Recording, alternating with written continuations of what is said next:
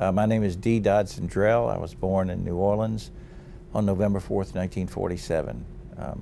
My parents were Theodore Lewis Drell, Jr.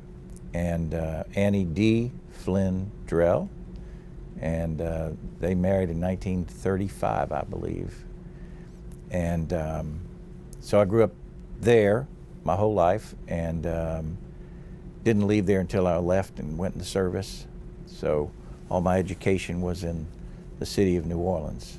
Attended various grammar schools, but then settled in at New Orleans Academy in the 8th grade, and went there 8 through 12, graduated from there, and then went on to Tulane, my favorite school for undergraduate and law school. So then the career all started, you know. You know, Tulane was always just, I think I was brought up on Tulane, although my brother went there and didn't finish, but that was the only real connection, except my dad just liked the school. And so I got to go to a number of Tulane football games. All of them were debacles, of course, in those days. It was a terrible football team, but I loved the school. And so I kind of suicided for Tulane and got in on an early decision program, and I did actually a combined degree while I was there. So I did the whole thing in 6 years, but I loved it. I started out in pre-med, supposedly. Well, there's no real pre-med curriculum, but you take a lot of science and things. And decided after my freshman year that that was not for me, and began to look at other things, including law school. Really had not thought about the law till that time. You know, New Orleans Academy was a military school at that time, and my mother used to live right behind the school, and she always wanted to send a son there. And so when the time came, I went to NOA, that's what it was called, NOA, and yeah, I have to say I really enjoyed the military aspect of it. So when I got to college, I pretty much was convinced I was going to go through ROTC, and I also felt like people should serve, you know, their country in uniform. I just did. And so I started Tulane and enrolled in ROTC, a 4-year program, and did all that and got commissioned after that. Commissioned actually a second lieutenant in the administrative branch of the Army, but I knew I was going to law school at that point. So then I became a JAG officer. I met my wife at Tulane, and her name is Suzanne Weber Drell now. She was Susie, and still is Susie, except sometimes I call her Suzanne and she likes it. She was a Chi Omega and I was a Pike, and we'd seen each other around campus for a while, and I really didn't start dating her until my senior year. But we sort of connected, you could say that, although it was an interesting courtship, because I was dating someone else. And then I found myself at ROTC summer camp in hot Fort Sill, Oklahoma during the summer. And the person I was thinking about was not the person that I was dating, but it was Susie. So she was also military sponsor, so she was the drill team sponsor, and I was the executive officer of the drill team. So we went around, and she traveled with us to Baton Rouge and other places where we did competitive drill. And so, as I say, we just connected. We were then engaged in February, pinned in February, engaged, and married the next August. That was that, just quick. Well, I'm a collector. I'm a collector by nature, and I think I've collected ever since I was about 5 years old with stamps. And everybody starts out with stamps and coins. And so from there, I really have collected things my whole life. Well, of course, I was a JAG officer at Fort Benning, Georgia, and was in the criminal side of things. Really enjoyed that. Started out as a defense counsel and moved up to prosecutor and then chief of military justice before I left before I left the service. And then it was while I was there that I decided I didn't want to go home to New Orleans. I had always thought I'd go home there and practice, simply because if you're from New Orleans, there isn't any other part of the world.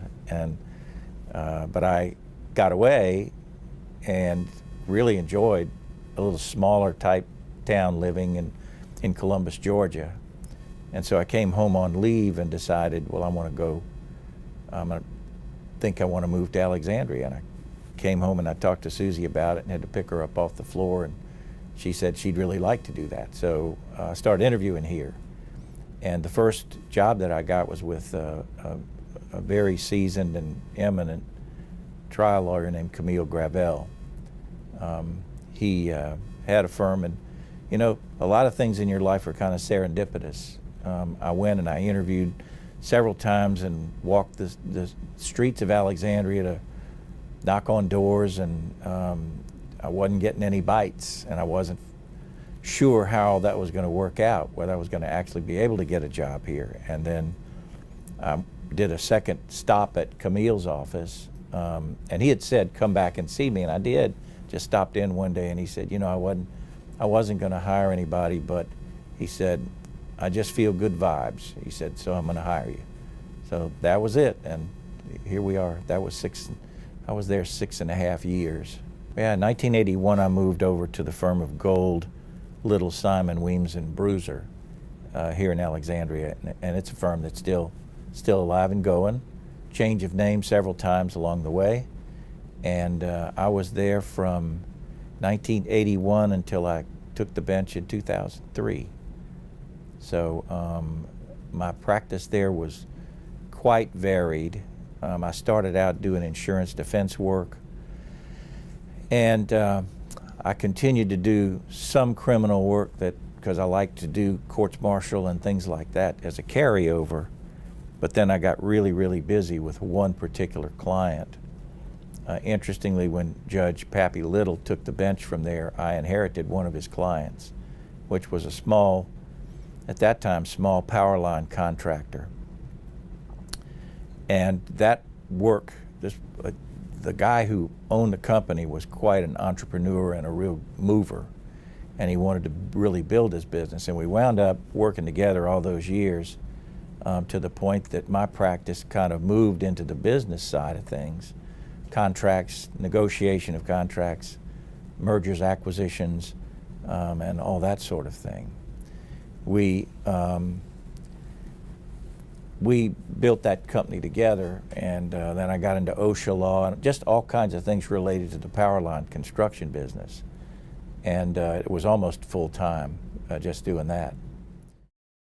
I knew that Judge Little was going to be vacating the bench here, and so my sister-in-law, who at that time was working in the Republican Party, said to me, if you want this federal judgeship, you need to get your application in. And I said, Beth, she was Beth Levy, Susie's sister, and I said, I don't know. I haven't thought about that. And so I went back to the office, and I was talking to another couple of lawyers about that conversation, and it was a young lawyer named Misty Antoon who said, Mr. Drell, you can't not put your name in. I said, well, okay. So I went in my office. At that time, you have to remember 9/11 had just happened. So Washington was in a mess. You couldn't send packages or letters to Washington because of the anthrax scare. So the White House had set it up for you to upload your resume right into the White House database. And so I did that. I just, I uploaded the resume and sent it up there, and I said, okay, I'm done. We'll see what happens. And I went home and I told Susie, okay, we're going to Washington and meet people, because I really was not a big politico. And so we did that, met folks along the way, and I didn't know anybody really high up. But we began to connect with some of the folks in, I call it high people in low places. They were the assistants, the people who were legislative liaisons in the political world and stuff like that. And they all, of course, had the ear of congressmen and senators. Well, there were several of us in competition for the slot for this, and so who knew? Everybody thought that they had it, you know. And I went up for interviews, had a couple of interviews with the White House, and in those days there was a group called the Louisiana Patronage Committee that would vet you locally, because we didn't have Republican senators at the time. And so this local group consisted of some of the members of the state Republican Central Committee and some other folks in the party. So I had to go around and meet all of those people as well. And you know, things just kind of began to snowball, and it looked like it might be possibly good, but there were several people, like I say, in competition for it. Went up to Washington, must have done okay on an interview, because they called me and said, we're going to elevate you to the next level. In other words, that means we're going to send the FBI out to interview people about you. And there were like 60 FBI agents who went out and did that background check at the time. Well, it's fascinating when your neighbors come up to you and say, hey, the FBI came to see me about you. Well, after a time, that was around August of 2002, and wasn't long after that I was nominated by the White House. And of course, that's the magic. Once you get nominated, if you don't blow it some kind of way on the other background checks that come after, you have a real shot. And so I was then confirmed the next spring, 2003, and took my oath in late April. Took the bench, and as they say, the rest they say is history, you know. For those who watch this, at any given time, they may have heard of the Genus 6, which was a civil rights matter really up in Jena, racial matter, difficult case. A lot of people came in town from that, and there was a very large African-American contingent who came into town to support the kids there. But there was a group of skinheads, basically called the Nationalist Movement, who also came to town and wanted to parade through the town with big guns, things like that. So I had to deal with those issues of gun management in a very difficult situation. It was a pretty interesting and fun case to do. I took senior status in December, which doesn't mean that I'm changing what I'm doing at all. You all know, of course, that we have a shortage of judges right now, so my docket is very, very full. But when it finally does slow down, I have some other work that I want to do as a judge. I want to travel around to some of the other courts and help out. Particularly, I want to go down to the border and help those people out. You know, they have huge caseloads, and it's something I felt a little guilty about, actually, just not having enough time to go and help out. So I'd like to do some of that. And I've given some thought to other avocations and just what I want to do. I have a full life with family and fun stuff, hobbies, and I want to travel more. We've had good intentions about travel, but work always seems to, get in the way there. So I've thought about a number of things, and I'm not sure where I'm going to land on the other parts, but I don't really plan to leave the bench anytime soon. The job of chief judge sort of devolved upon me. When I got on the bench, Judge Little said, you'll never be chief judge because it's a 7-year stint and you're too old to get it. There are too many people in front of you. But as things would have it, one person opted out, another one cut his time to 5 years, and so it wound up my turn. And so I took it. I decided to go ahead and take it, knowing that it was going to be probably a transitional time. It's really one of the reasons I kind of took it. I'm pretty good with transitions, and I call it crisis management. I do that pretty well. Well, it turned out to be bumpier than I thought, because we had a difficulty with one of my colleagues who then ultimately left the bench at the time, which created even more more space. We are very shy of judges right now because of that.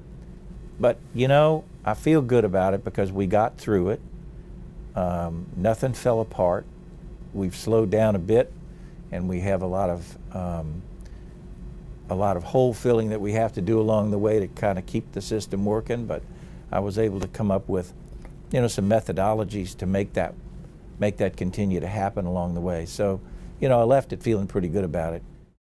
It would be, don't forget to live your life well. The law is important, but most of these cases are going to get buried with your body. You have a lot of other more important things probably in your life than practicing law. And that may sound strange because I've done it almost 50 years. But loving your family, taking care of people, giving of yourself, those are the things that really matter.